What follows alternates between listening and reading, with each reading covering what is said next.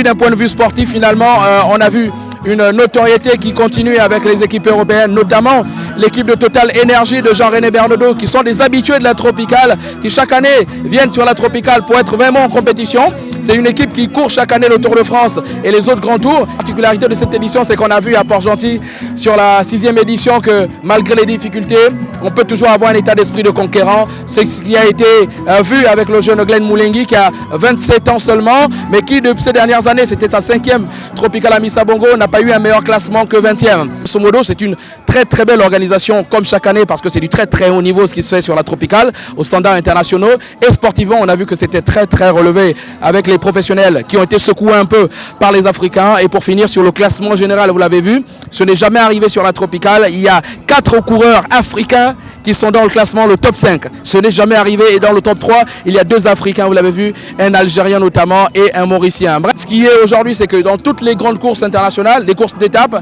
il y a plusieurs distinctions. Vous avez vu le maillot jaune, le maillot à points, le maillot du meilleur jeune et le maillot de la combativité. Hier, sur l'étape de Port-Gentil, Glenn Moulengi est celui qui a lancé l'échappée des 14. C'est-à-dire qu'il est le premier, le Gabonais, qui avait des difficultés techniques à lancer l'échappée.